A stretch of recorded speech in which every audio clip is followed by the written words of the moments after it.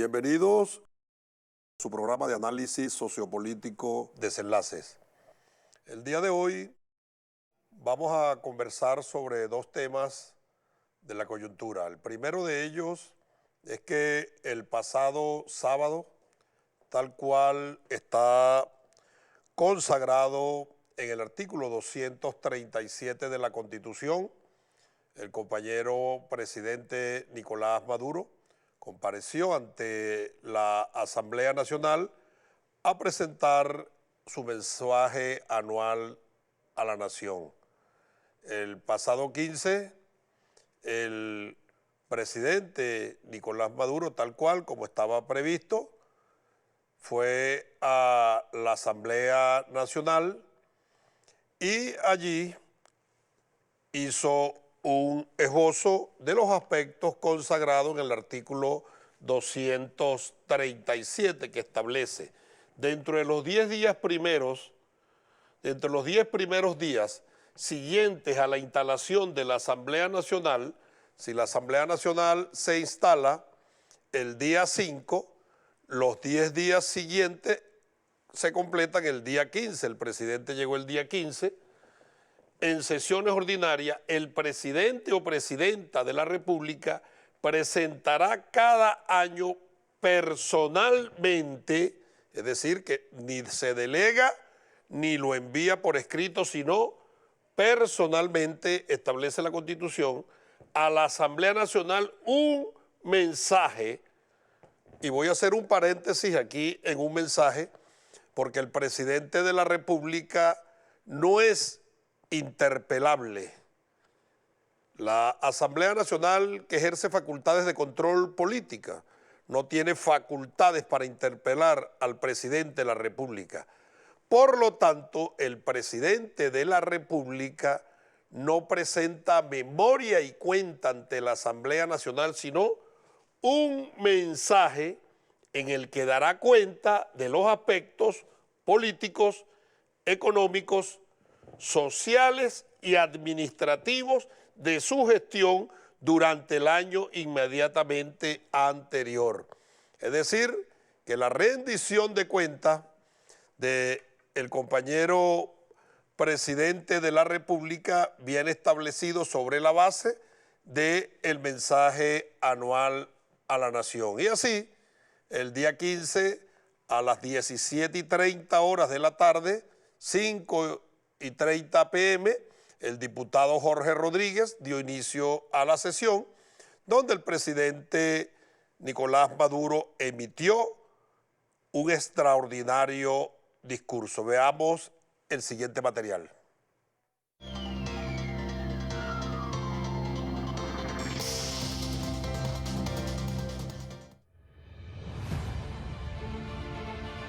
Vengo nuevamente a cumplir el compromiso frente al Poder Legislativo de la Nación. El año 2021 fue un año de grandes logros, pero sobre todo fue un año de mucha conciencia en las luchas que dimos por nuestro país.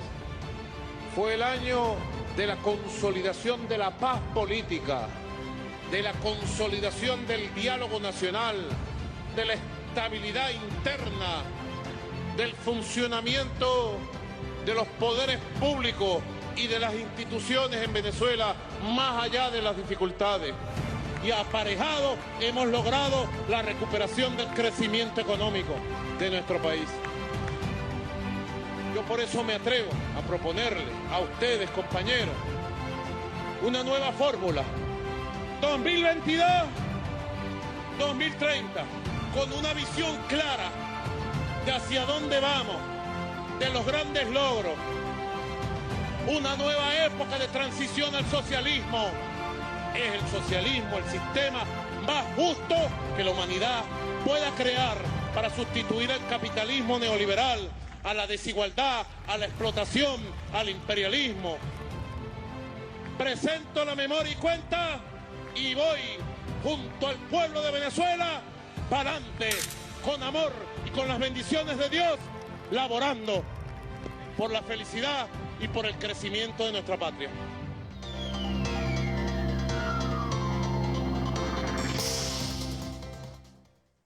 este extraordinario discurso del compañero presidente Nicolás Maduro, donde hizo un esbozo pormenorizado de el tortuoso 2021, pero pese a las vicisitudes, a las carencias, producto del criminal bloqueo, resaltó aspectos de especial trascendencia específicamente en lo económico, porque el bloqueo ataca lo económico. Y yo quiero resaltar 10 datos económicos que presentó el compañero presidente Nicolás Maduro. Veamos el primero. El año del crecimiento económico. En el tercer trimestre del 2021 la economía creció 7.6% y se pronostica un crecimiento anual superior al 4%. Hemos recuperado el camino del crecimiento y el bienestar. A pesar del criminal bloqueo, se han parido ideas. El compañero presidente Nicolás Maduro y su equipo económico han sabido burlar el bloqueo, no solo para estabilizar el país, sino para avanzar en un crecimiento sostenido, y el compañero presidente lo pronostica superior al 4% anual. La siguiente lámina, aumento del consumo. En el año 2021 el consumo de los hogares aumentó 4.9% y el consumo del gobierno creció 8.7%. Oigan, para que haya aumento de consumo, obviamente tiene que existir aumento e incremento de la oferta. Sería interesante que los enemigos de la patria y los detractores de esta esperanza que ven en el bloqueo la fórmula ideal para que no ingrese nada al país, como es que se incrementó en los hogares el 4.9 y en el gobierno el 8.7, si no ingresa nada. ¿Saben por qué? Entre otras cosas, se recuperó la producción nacional. La próxima lámina, la tercera, inversión. Para el año 2021 la inversión experimentó un crecimiento de 3.1%. Uno de los aspectos fundamentales sobre los cuales van enfiladas las baterías del bloqueo para presentar un escenario calamitoso de caos, de acabose de la patria, es estimular la desinversión. Con este incremento de la inversión en el año 2021 de 3.1%, nosotros podemos decir con conocimiento de causa y con pruebas que le estamos rompiendo el espinazo al bloqueo gracias al esfuerzo titánico del gobierno revolucionario. La siguiente lámina, por favor. Producción petrolera. Hago un paréntesis antes de hablar de este aspecto para recordarles que cuando empezaron a imponerse las medidas unilaterales contra la República, que ellos llaman sanciones, iban dirigidas primero a los altos funcionarios de PDVSA, luego a las empresas y terceros hacia la institución como un todo, llegando incluso a bloquear el trasiego de los insumos para la exportación y el trasiego de los insumos para tener aditivos catalizadores y válvulas para garantizar la producción petrolera.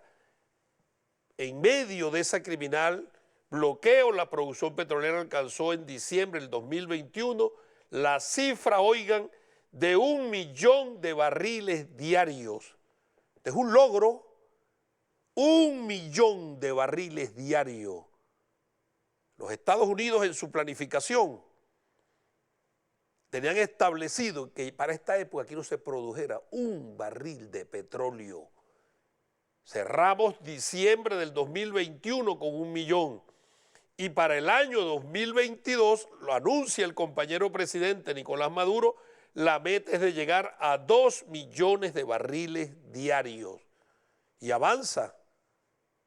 La PDVSA bolivariana, la PDVSA revolucionaria, la PDVSA que se ha puesto a tono y en sintonía con el momento que estamos viviendo en función de los supremos intereses de la República y no en función de la antipatria y de la entrega, tiene esta tarea. Ya logró estabilizar 1 millón de barriles diarios y vamos en este 2022 en lo atinente a la producción petrolera a llegar a 2 millones de barriles diarios. La siguiente lámina. Exportaciones venezolanas. ¿Alguien pudiera decir cómo hay logros en exportaciones si hay un bloqueo? Cualquier naviera que ose violar el bloqueo y trasiegue productos venezolanos, la sancionan, le incautan las embarcaciones, las naves, le congelan las cuentas.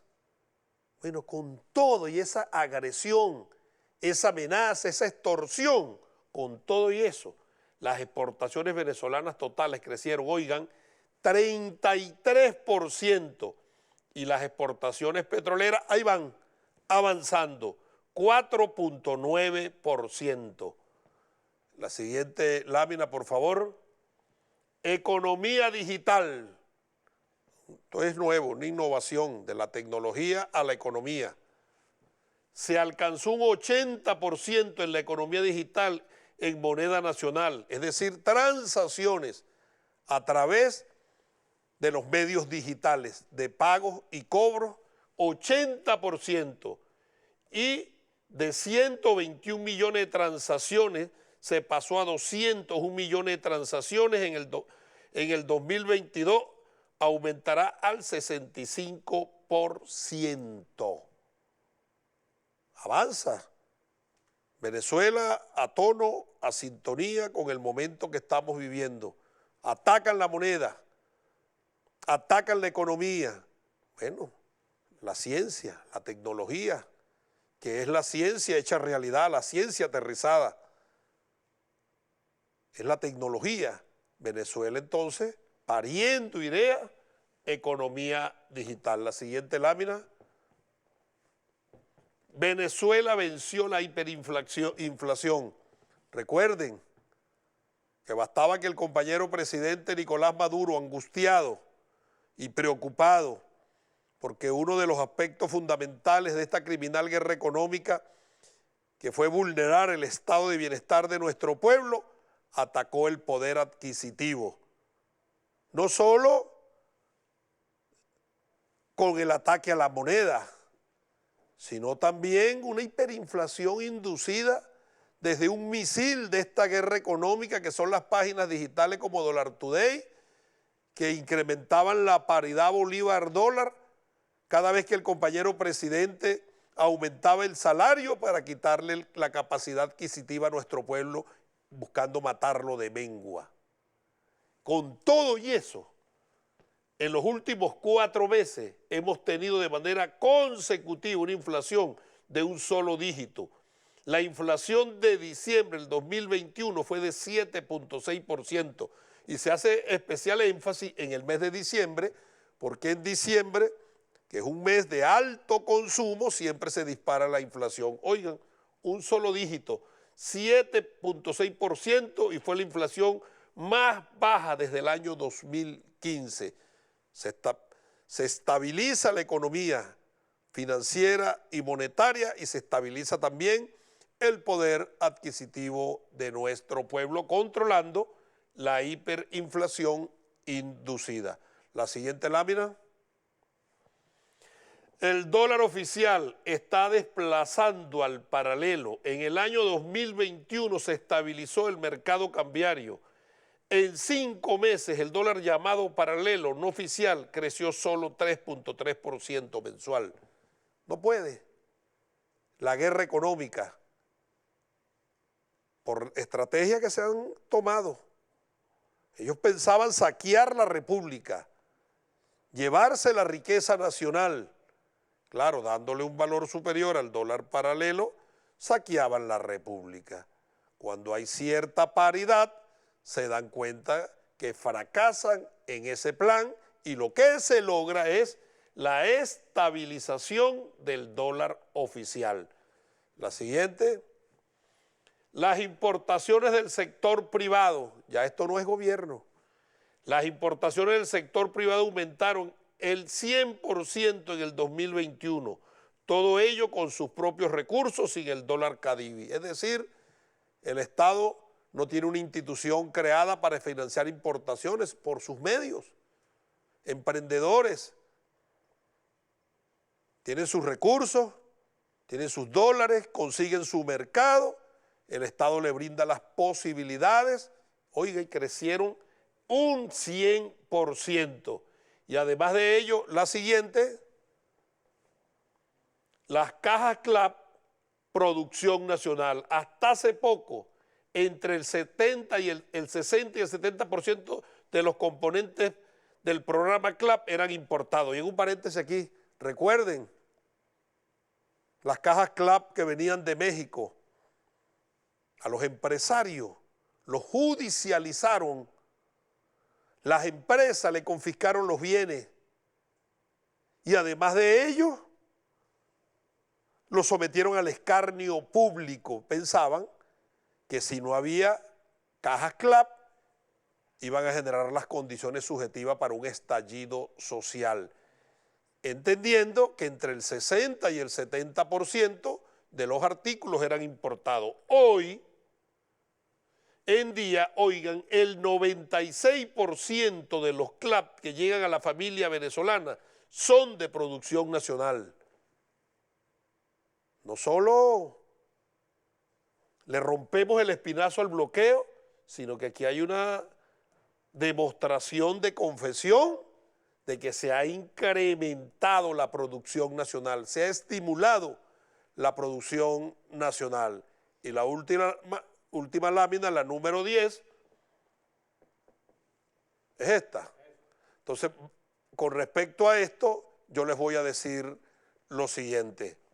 El compañero presidente de la República presenta su mensaje anual a la nación, presenta los logros, presenta el avance, pero además de ello le hace una propuesta al país en función del 2022 al 2030, 8 años, donde expone el establecimiento de un sistema de 3 R's, resistencia, renacimiento y revolución, y se cumple en estos 8 años una fase de transición al socialismo.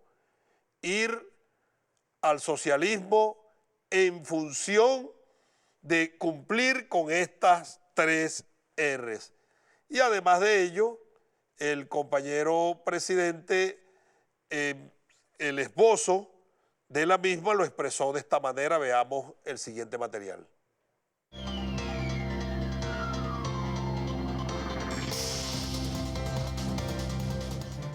Rumbo al 2030, yo les propongo que vayamos a un nuevo sistema, el sistema de las 3 R de la nueva época de transición al socialismo, el nuevo sistema de 3R.net.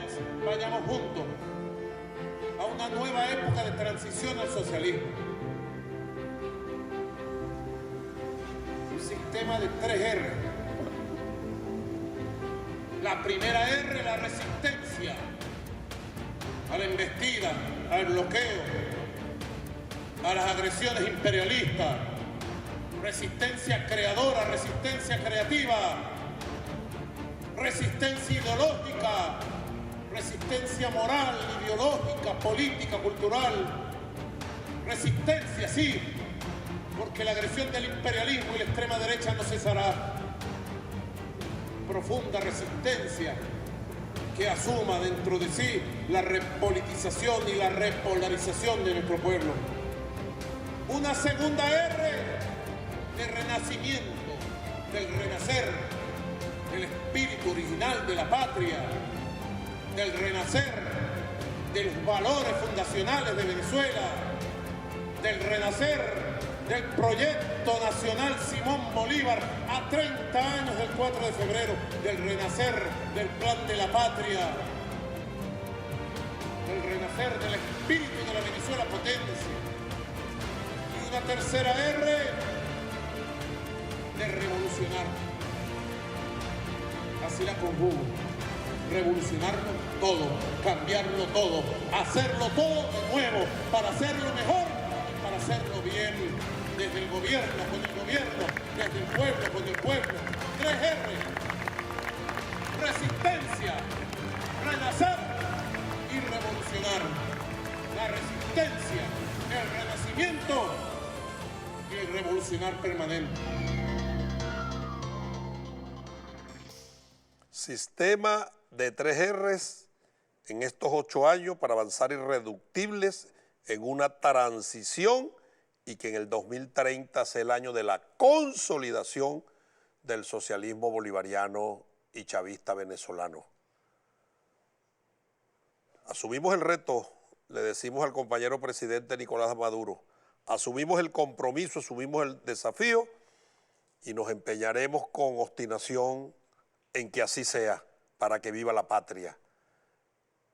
Cumplido su mensaje anual, el compañero presidente Nicolás Maduro le entregó al presidente de la Asamblea Nacional los tomos contenidos de su gestión. Aquí están, la gestión del presidente Nicolás Maduro, y me vengo aquí a señalarlos a propósito de que en este año se cumple la mitad del periodo y a tenor de lo que establece el artículo 72 de la Constitución, se habilita el tiempo para solicitar el referéndum revocatorio. ¿Qué es el referéndum revocatorio? Un premio de consolación, como aquello de las reinas de belleza, la que pierde es la reina sentimental. En política no hay reinas sentimentales. En política quien gana gobierna. O el que pierde dice, bueno, perdí, pero yo no voy a esperar el lapso que establece la Constitución, sino que a la mitad del periodo voy a activar el referéndum revocatorio. Para eso no es el referéndum revocatorio. Cuando la Constitución de 1999 contempla el referéndum revocatorio, es un mecanismo de empoderamiento del pueblo. Es un mecanismo para darle concreción al artículo 5 de la Constitución, que establece taxativamente que la soberanía reside intransferiblemente en el pueblo. No se transfiere la soberanía. ¿Cómo se ejerce? A través de los medios de participación que contempla la Constitución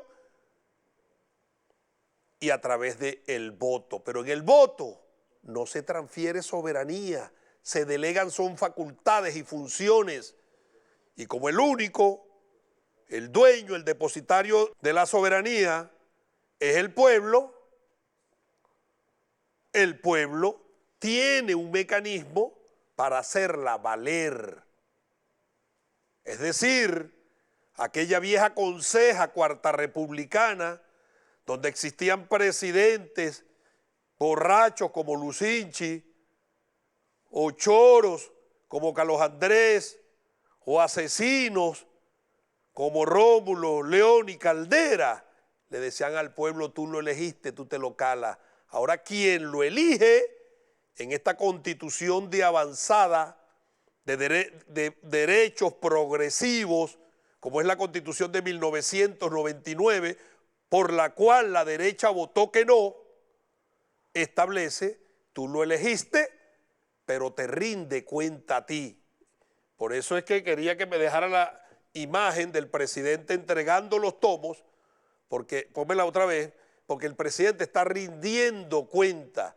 ¿Y sobre la base de qué se pudiera activar el mecanismo del referéndum revocatorio? Sobre la evaluación de la gestión. No hay otro aspecto. Tendrían que evaluar la gestión del presidente donde ha hecho de tripas corazones para solventar una situación calamitosa generada por la solicitud de la derecha, y ahora los inmorales van a pedir referéndum revocatorio. Al respecto les digo lo siguiente: ¿quién revoca a la luz de la Constitución? ¿Quién revoca a la luz del Estado de Derecho? Quien no haya otorgado puede revocar. Una persona que no ha dado un poder puede revocar ese poder. Pregúntome yo.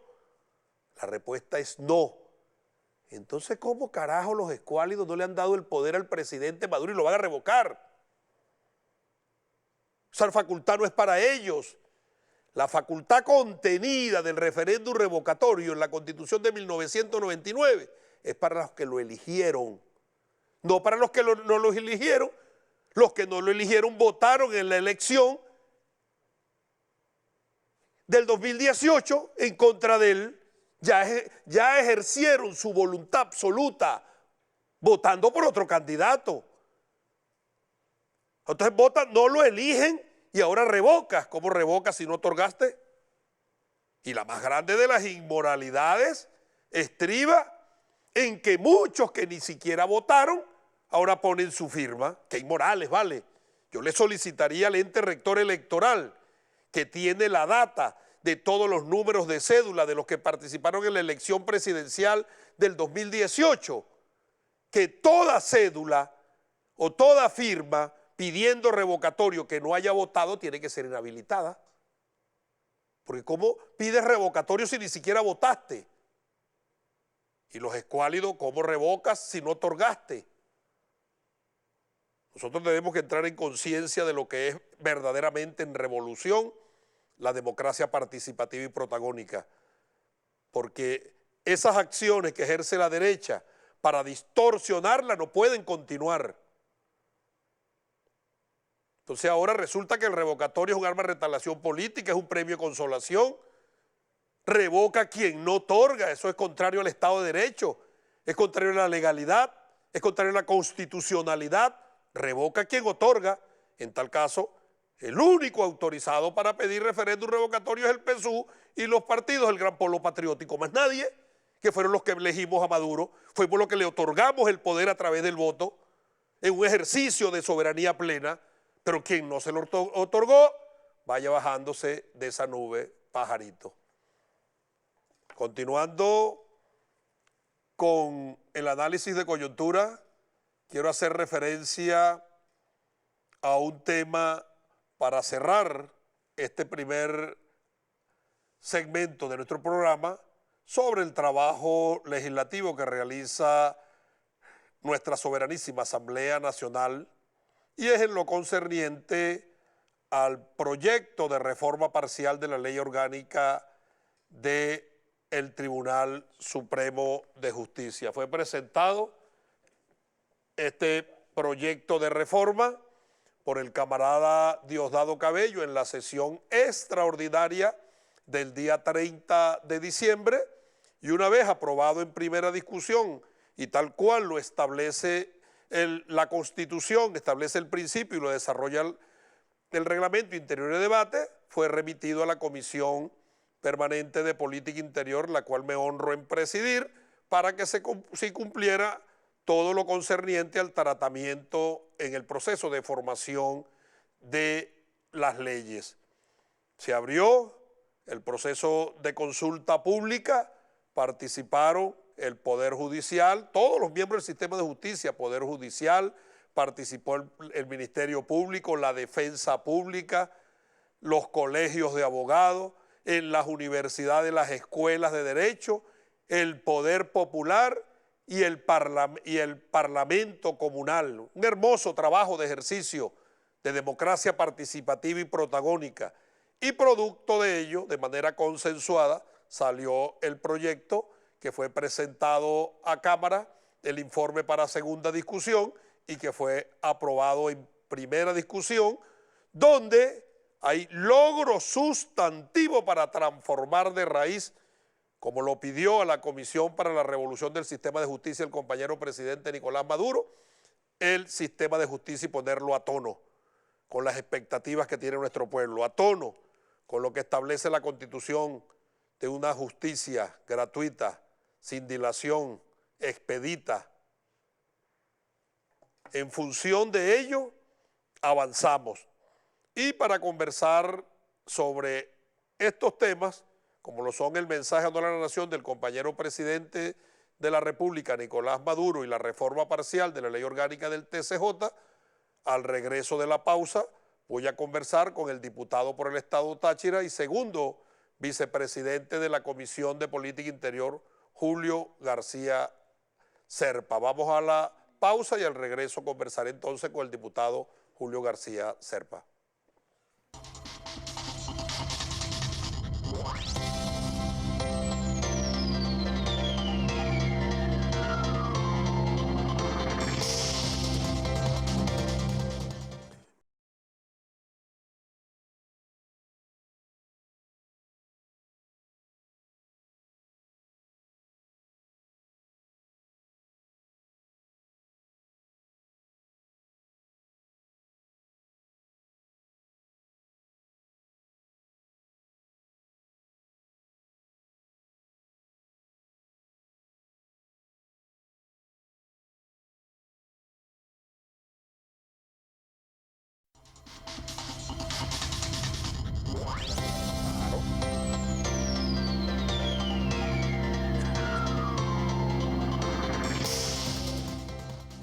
Continuamos con su programa de análisis sociopolítico Desenlaces y en esta oportunidad para abundar en los temas tratados en el análisis de coyuntura he invitado al colega parlamentario Julio García Serpa. Bienvenido, Julio, a su programa de análisis sociopolítico Desenlace. Gracias. El compañero presidente de la República acudió el pasado 15, tal cual lo establece la Constitución, a su mensaje anual a la Nación ante la Asamblea Nacional. A tu manera y tu criterio, ¿cuáles son los aspectos fundamentales esbozados por el compañero presidente? Bueno, primero un honor acompañarlo en este programa de debate político. Yo creo que todavía queda algo que decir luego de su análisis de coyuntura tan amplio, ¿no?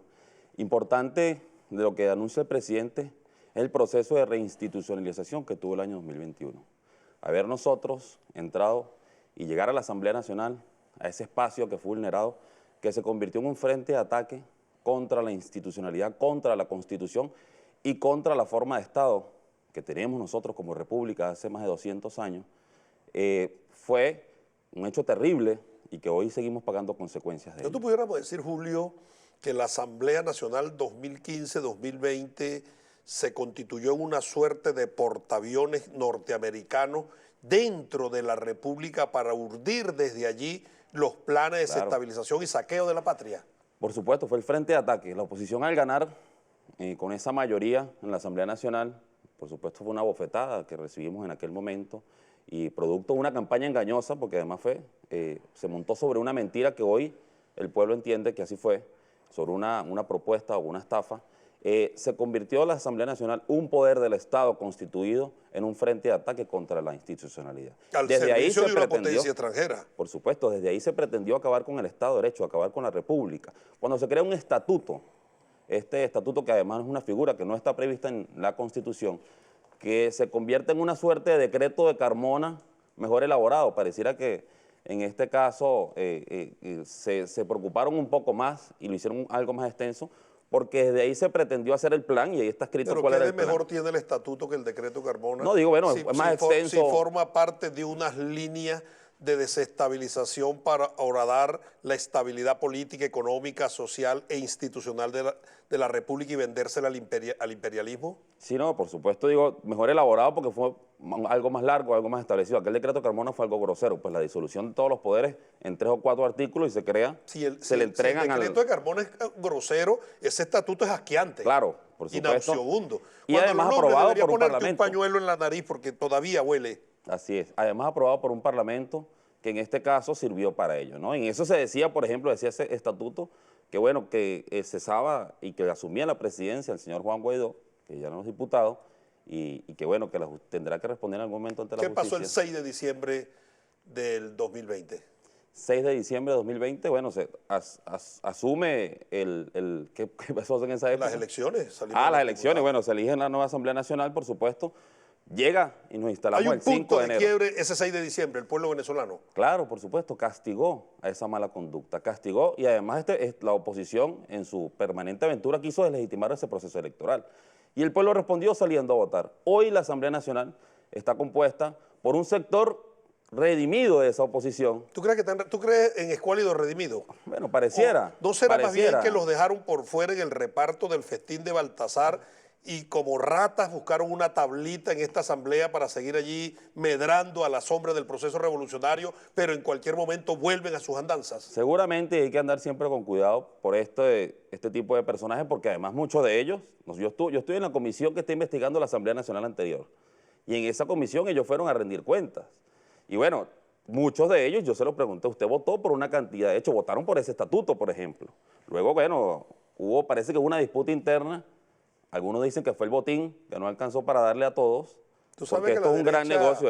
La derecha, Julio y hermanos venezolanos, no es una organización con fines políticos, porque las organizaciones con fines políticas, de lucro. las diferencias son ideológicas, filosóficas y de concepción de proyecto.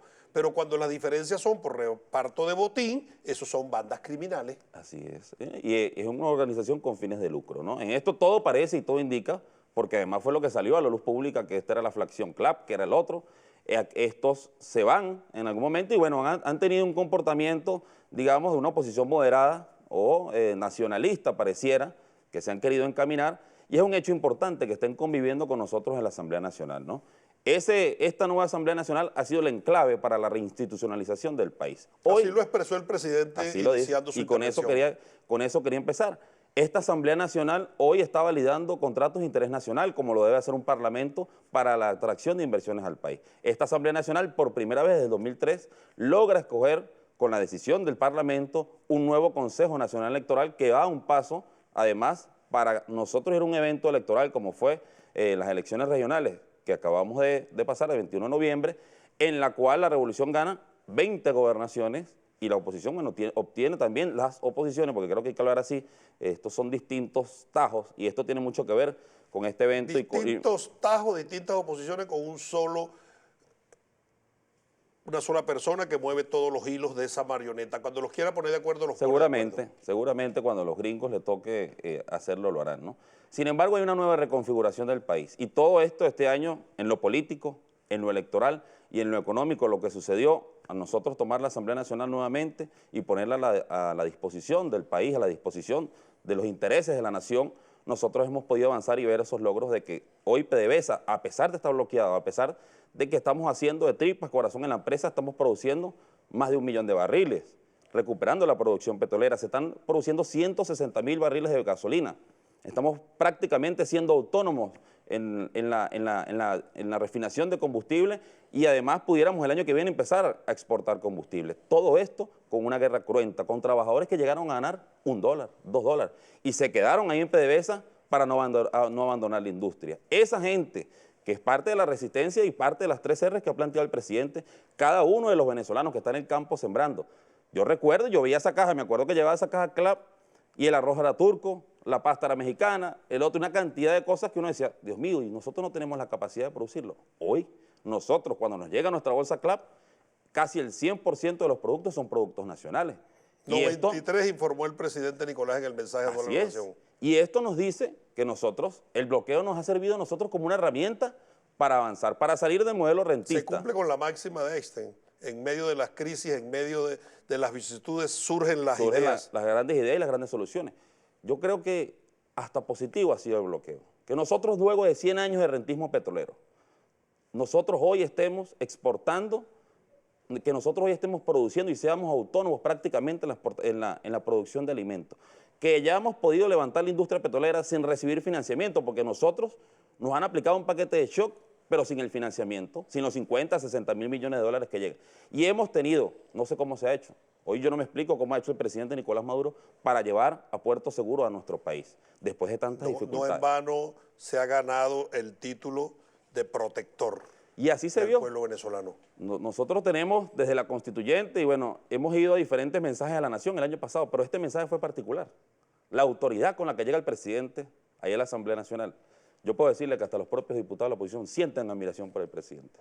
La cara, yo tenía al lado uno, no voy a decir quién es. No, pero yo no creo, a mí no me convence. Bueno, con pero eso. hasta un selfie se tomó con el presidente. Y es un tema que uno dice... Pero bueno, porque son muy caretablas, pero eso no... seguramente, pero lo que de alguna forma el país hoy reconoce, que solo Nicolás Maduro es quien puede llevar las riendas de este país, quien tiene la autoridad y la catadura moral para sacar este país. Eso sí lo sabe la derecha. Lo sabe. Eso sí lo sabe la derecha. Eso son una manada, un saco de gatos. Si a la oposición le tocara escoger un candidato presidencial hoy, ¿a quién buscarían? Yo estoy seguro que este Juan Guaidó no sería. Si a lo mejor los gringos lo imponen, pero Juan Guaidó está deslegitimado o le ha quitado el apoyo Enrique Capriles Radonsky, Julio Borges y una gran cantidad Pero de espérate un momentico, es menos personajes de la corrupto, oposición. es más corrupto Guaidó que aquellos. Son iguales. No, seguramente. Y eso es un grupo de aventureros. Ellos son unos aventureros. En esas aventuras han traído al país. Yo los llamo delincuentes y saqueadores. Por supuesto. Del patrimonio público. Y en esas aventuras han traído al país y nos han hecho perder un decrecimiento de la economía del 80% del PIB. Solo comparable con escenarios de posguerra de la Alemania de posguerra. La caída del Producto Interno Bruto, lo que sucedió en Venezuela, el 80% casi, es comparable con eso. Y es culpa del presidente Nicolás Maduro. ¿De quién es culpa?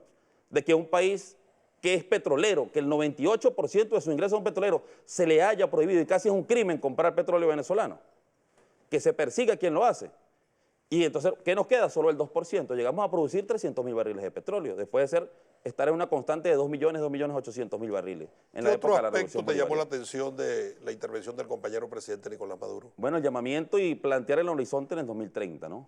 Se ve que estamos trabajando en un plan que el país este año fue de consolidación o de estabilización. Salimos de la hiperinflación. Y este año, yo estoy seguro, todo indica, y las variables económicas indican que al menos Venezuela va a crecer un 5% de su Producto Interno Bruto, estando en pandemia y estando bloqueado. Eso es importante porque además lo que nos pide la gente es que solucionemos el tema económico, que legislemos en el tema económico, pero eso no es tan sencillo. O sea, nosotros no podemos llegar irresponsablemente y hacer un exhorto o hacer una ley en la cual se suba el salario mínimo. Las leyes no cambian la No naturaleza de cambian, las la cosas. economía es un ecosistema vivo. No, pero digo que las leyes no cambian la naturaleza de las cosas. Tú puedes hacer una ley para que los borrocoyes huelen y van a Exacto. volar los borrocoyes. Nosotros entendemos que es una necesidad aumentar el ingreso de la familia venezolana. Nosotros mismos lo padecemos como diputados. Todos, porque somos funcionarios públicos en definitiva, y el ingreso sobre todo de los funcionarios públicos es que el que ha sido mermado. Pero no podemos hacerlo porque hay una cosa que se llama disciplina fiscal. ¿Por qué logramos acabar con la hiperinflación y con el dólar criminal? Porque estamos tomando medidas adecuadas en el tema económico. Julio, una pregunta. ¿Qué formación académica tienes tú? Yo soy abogado y especialista en Derecho Constitucional. Como especialista en Derecho Constitucional, ¿qué opinión te merece el acto contenido en esta Constitución para todos los electos por el voto popular de rendición de cuentas? Bueno, yo creo que por el voto popular, y además creo yo, y coincidimos en eso en un punto, debieran todos quienes tengan responsabilidades de Estado Cargos públicos. o cargos públicos rendir cuentas, ¿no? Es una obligación. Nosotros, ¿Cuál es el espíritu de la rendición de cuentas? bueno, es demostrar, es de alguna forma, quien tiene una responsabilidad de Estado, quien maneja recursos públicos o quien ha sido electo para una función, en el espíritu de la participación protagónica, es una forma de participación, rendir cuentas y explicar qué se ha hecho durante la gestión. Algunos, como nosotros parlamentarios, debemos hacerlo anualmente. Y en función de eso, de esa rendición de cuentas, se evalúa la gestión. Por supuesto, el escrutinio de la población. Ajá, o de quien lo elige. año, a tenor de lo que establece la Constitución, se cumple la mitad del periodo del compañero presidente Nicolás Maduro. Si él rindió cuenta, ¿bajo qué concepto crees tú que la derecha pide activar el referéndum revocatorio? Bueno, yo creo que primero eso es hay que ver quiénes están detrás de eso, ¿no? No se han atrevido. O sea, que una oposición esté tan débil para este momento y decir que ellos agrupan una fuerza. Quienes están haciendo son grupos marginales de estos sectores de la oposición, gente desconocida, anónima prácticamente. Como fue en su momento desconocido Súmate. Claro, por supuesto, sí, son portaaviones para luego la conspiración. Pero yo creo que aquí hay un dato interesante. Si ellos llegan a pedir referéndum revocatorio, lo solicitaron Fíjese que nosotros, ¿Quiénes el son CNE ellos? está dando tantas facilidades ¿Quiénes que son ellos? eliminó anteriormente, escúcheme esto, anteriormente debía recogerse el 1% de las firmas del padrón electoral para poder iniciar el proceso y se hiciera el cronograma para la posterior recolección del 20% de las firmas. Ese paso fue eliminado. O sea que es más fácil ahora. Ahora, tú como abogado, ¿puedes explicarle al país si una persona que no ha otorgado un poder puede revocarlo? Es así. Pero digo, una persona que no otorga poder, pregunto, ¿una persona que no otorga el poder puede revocarlo? No debería, es interesante. No, es interesante toda la autoridad propuesta usurpada que es nula y sus actos son ineficaces porque él no lo otorgó. Está Así usurpando autoridad. ¿Quién le otorgó el poder a Maduro? Los que fueron El a votar. chavismo. No, y Por los que lo fueron a tanto, ¿cómo es eso de que alguien que no otorgó el poder lo revoca? ¿Qué opinas tú al respecto? No me lo respondas. Vamos a una pausa y al regreso conversaremos sobre este interesantísimo tema.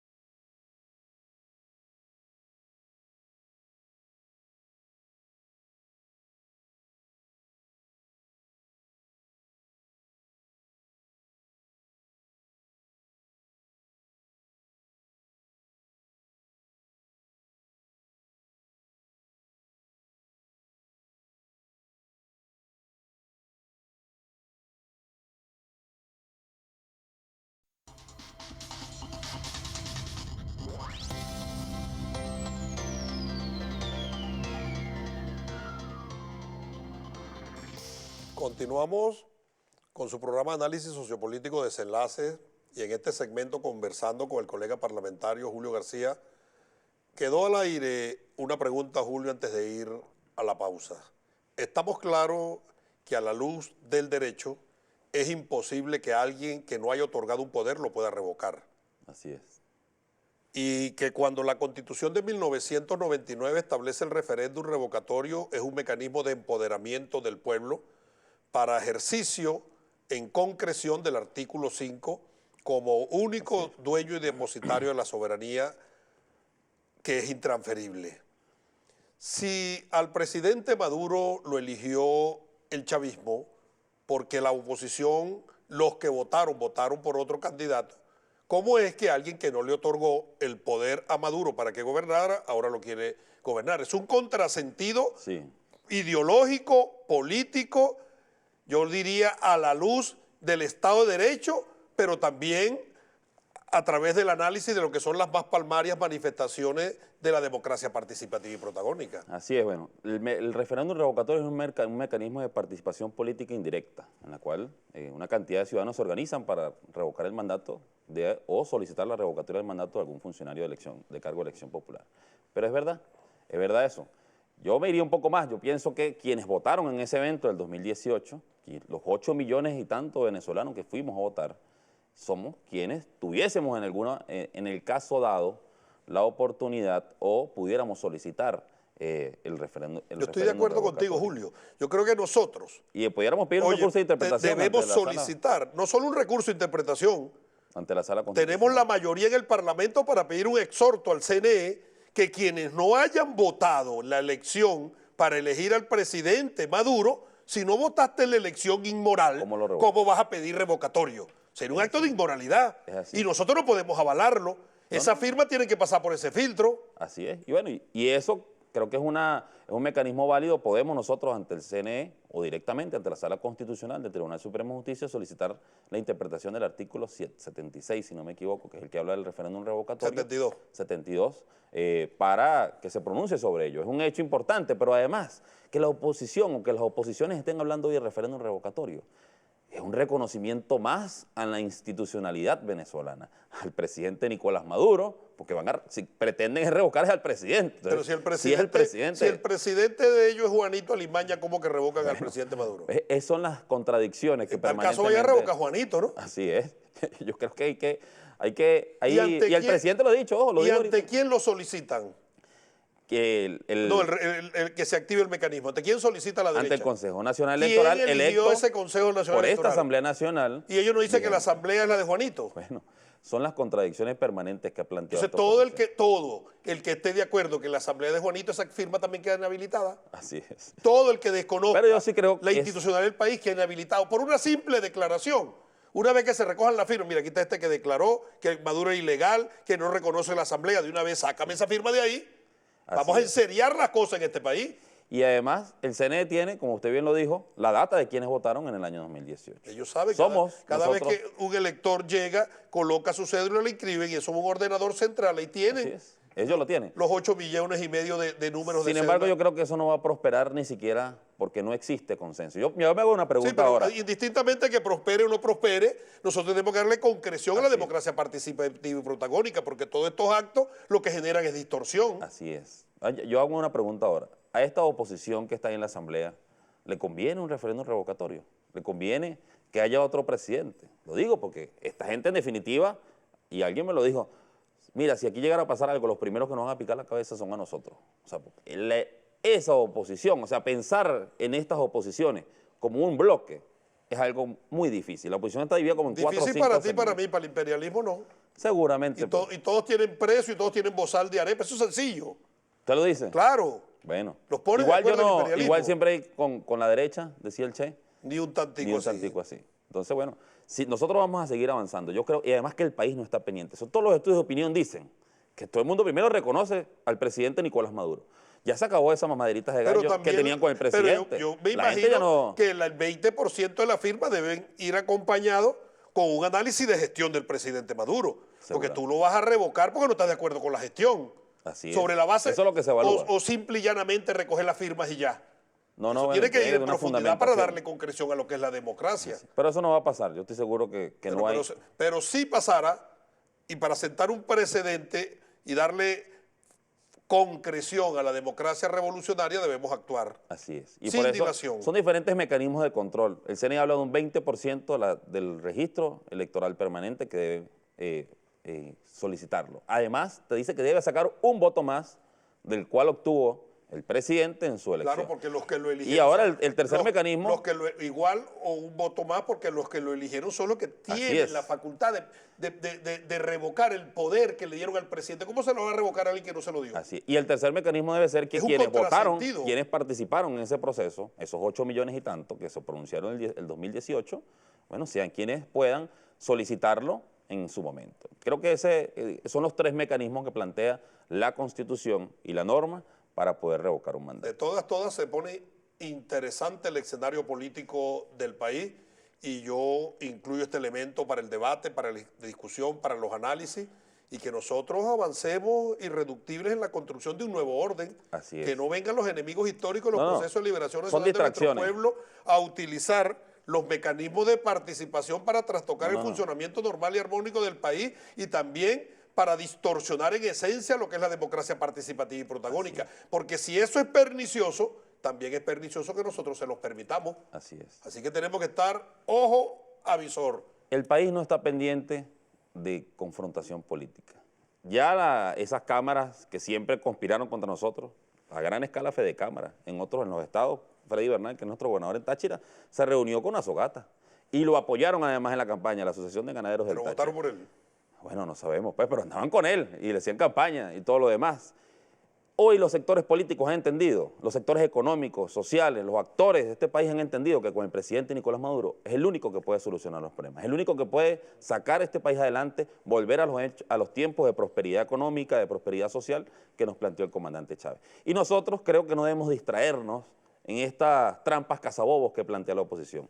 Nosotros debemos seguir avanzando como hemos venido en el trabajo parlamentario legislativo. ¿Hay referente en la historiografía de la humanidad de algún país donde los Estados Unidos hayan metido sus manos y haya habido avance en lo económico, en lo político, en lo social, en lo territorial de los ciudadanos de ese país? Para nada, lo que han dejado son cementerios y catástrofes, un país en caos como es Libia. qué? Libia era el país con el índice de crecimiento humano más alto del planeta. ¿Por qué? Un país con 200 mil millones de dólares en entonces reserva. creer que con Venezuela era la excepción y pedían hasta invasión?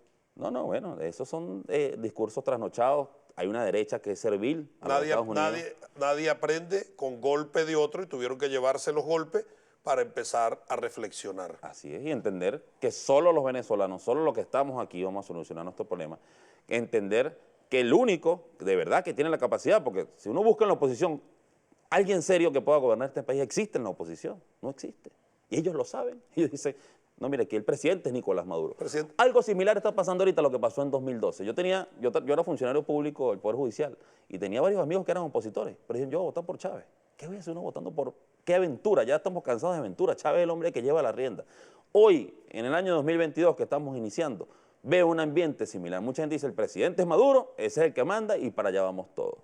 Y hemos transitado y se está construyendo un nuevo modelo económico, un nuevo modelo social, con muchas complicaciones que hay todavía, con muchas dificultades. Bueno, estamos bloqueados, pero estamos avanzando un paso firme hacia el crecimiento y la prosperidad de nuestro país.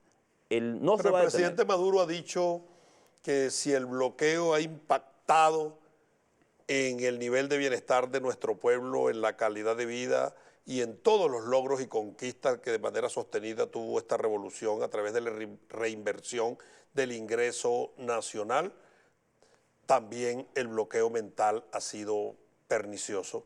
Y entre ellos se circunscribe uno de los poderes fundamentales para la preservación del Estado de Derecho, que es el Poder Judicial. Acabamos de sancionar una nueva ley. Ya concluyendo este programa, porque decía nuestro compañero Aristóbulo Isturi, todo lo que empieza, termina, y este desenlace ha llegado a su final. Todo ese enlace tiene un final. Así es. ¿Cuál es tu reflexión final con respecto a ello? Creo que ese trabajo que ha hecho la gente, ese clamor que había en la calle, que había que hacer cambios en el sistema de justicia, está avanzando, ¿no? Nosotros fuimos por la Comisión de Política Interior, iniciamos, y bueno, en una aventura que nos fuimos allá a Carora, y tuvimos que No fue ninguna aventura, Julio, fuimos con mucha conciencia de causa. Claro, pero digamos en una travesura, diría yo más bien. Tampoco fue una travesura. Nosotros tomamos una máxima de Chávez y de Martí, que nos lo recuerda el compañero presidente Nicolás Maduro cuando nos manda a las catacumbas del pueblo, Así que fuimos. dice, con los pobres de la tierra quiero mi suerte echar, y por eso nos restiamos con los pobres, hicimos lo que hicimos. Y fuimos la Comisión de Política Interior en nombre del poder que nos ha dado el pueblo, el poder soberano, y tuvimos que sacar unos presos nosotros mismos sin decisión judicial, y para eso es la inmunidad parlamentaria, que nos da una prerrogativa que es la irresponsabilidad de lo que se hace y lo que se dice en el ejercicio de la función, y tuvimos que hacerlo. Y eso despertó unas alarmas, que luego se convirtió en una comisión presidencial que creó el Consejo de Estado. ¿Y por qué el Poder Judicial, cuando se sonaron esas alarmas, no prendió sus alarmas internas y tomó los correctivos? Creo que había mucha soberbia sobre eso. O sea, que eso era como un Titanic, que siga sonando la orquesta, que siga la fiesta, y no les importó nada. Nosotros nos desplegamos por el país. El barco hundiéndose, ¿sí? Y ellos en fiesta. Y es un tema de indolencia, ¿no? Porque se juega con la Pero hubo otra claridad, cuando el presidente de la República convocó al Consejo de Estado. Una segunda. Y tampoco reflexionaron y nombraron al compañero presidente de la comisión, el compañero Diosdado Cabello, y a la primera combatiente Cilia Flores, vicepresidenta de la Comisión para la Revolución, y siguió la fiesta. Así es. No se apagó la orquesta. Entonces nosotros, bueno, se tomó una decisión. Es necesario y se empezó por la cabeza. Corregir un daño, algo que se estaba haciendo mal. La justicia es la reina de las virtudes republicanas y sobre ella descansa la paz y la igualdad, decía el Libertador. ¿Y lo fundamental de la reforma? Lo fundamental, bueno, se reduce el número de magistrados. Ahora se va a elegir, cuando se promulgue la ley, se convoca al comité de postulaciones y se elegirán 20 nuevos magistrados de 32 que había en este momento. Se limita la capacidad de legislación porque a veces la Sala Constitucional, que puede interpretar cuando alguna norma esté desapegada o esté fuera de la Constitución, pero puede no interpretar. Legisla. Pero se pronuncia en torno a la constitucionalidad de la norma, no para que legisle. Exactamente. Había que ponerle un paro, un coto a esa acción aviesa que se venía cometiendo. Porque es una función, eso es una función del Parlamento. Aquí está la función de los poderes públicos. Y en el sistema de peso y contrapeso. Es como que la Asamblea Nacional empiece a emitir sentencias en los tribunales. No nos compete. Es así. Además, se elige el inspector de tribunales, que creo que es una figura que debe fortalecerse, que además debería tener autonomía financiera y administrativa, porque el inspector de tribunales es quien vigila a los jueces. Y la formación académica y la profesionalización en la escuela la de la da magistratura. la Escuela de la Magistratura y también la elige la Asamblea elige la Nacional. Asamblea Nacional. Eso antes era un funcionario de libre nombramiento y remoción, que generalmente era un magistrado. A quien veces era un ocupaba esos magistrado cargos. en los dos cargos. Sí, ya en los últimos años habían sido magistrados quienes desempeñaban eso. Entonces, ¿quién vigila? Si yo pongo los jueces, porque hoy en el país los jueces son nombrados por algo que llaman comisión judicial, que no existe ninguna norma, y que son los presidentes de las 6 salas del Tribunal Supremo de Justicia quienes eligen a los jueces. A dedo. Hay un artículo de la Constitución que lo 255. 255, que lo acabamos esa es una novedad de esta norma. Prácticamente se deja claro que se debe cumplir con el deber constitucional de llamar a los concursos públicos de oposición para traer a los jueces y para nombrar a los jueces. Que sean, porque la función de juzgar es una de las funciones más nobles de la sociedad. Un ciudadano común es investido por autoridad de la República para que juzgue a otro funcionario. Y eso requiere, como lo dice la Constitución, que sean los funcionarios más probos. No solo desde el punto de vista académico, sino ideológico también, que tengan compromiso con el país. Y ese proceso va a iniciar cuando nosotros, luego de esta reforma, iniciemos la discusión de la ley de carrera judicial. Vamos a hacer el procedimiento de cómo van a ser escogidos los jueces y juezas de nuestro país. Y estoy seguro que ahí nosotros vamos a avanzar mucho. Porque un juez que no tiene autonomía y no tiene independencia, ¿de qué depende? De un telefonazo. Que alguien le diga, epa, ahí no puedes decir así. Los jueces obedecen solamente a su conciencia y ellos deben decidir de acuerdo a eso. Hoy eso no sucede y nosotros tenemos que corregir una cantidad de perversiones. Había una mora legislativa. La carrera judicial estamos en mora legislativa. Ha llegado el momento de tomar las riendas, y lo ha dicho el presidente, lo dijo el presidente de la comisión, el diputado Diosdado Cabello, y vamos a avanzar a paso firme para nosotros corregir esto. Porque es que el tema no es solo el tema penal, y con esto cierro, compatriota, es el tema de las inversiones. Nosotros vamos a traer inversiones a un país donde viene una empresa a traer 20, 100, 200 millones de dólares y contrata empresas venezolanas y quizá en alguna de esas haya un problema y no pueda reclamar el pago porque los tribunales civiles tampoco funcionan. Si los penales no funcionan, los civiles menos. Son procesos lentos, son procesos que están altamente corrompidos. No damos la certeza jurídica necesaria a las inversiones. No solo es el tema penal, eso es lo que más bullace, pero es el tema civil, es el tema de las contrataciones con el Estado, donde entran los tribunales contenciosos administrativos. Entonces nosotros necesitamos, para que el país termine de desarrollarse, dar un sistema jurídico robusto y que garantice el derecho a la tutela judicial efectiva, y que garantice los derechos constitucionales y los derechos fundamentales de nuestros ciudadanos. En ese momento nosotros tendremos, así como fue la Asamblea Nacional, el enclave para la reinstitucionalización, será el Poder Judicial el enclave para el desarrollo y el crecimiento de nuestro país. Ustedes lo escucharon, diputado Julio García, segundo vicepresidente de la Comisión Permanente de Política Interior, en estos dos interesantísimos temas y que queda mucha tela por cortar y seguirá nuestro pueblo debatiendo, discutiendo, pero llegando a verdades en función de avanzar irreductibles hacia la construcción de un nuevo orden. Al llegar al final de este programa, te agradezco tu presencia, Julio. Gracias. Y a ustedes, a la teleaudiencia, habernos escuchado. Nos despedimos con mucho afecto, con mucho cariño. Hasta el próximo miércoles a las 12 del mediodía.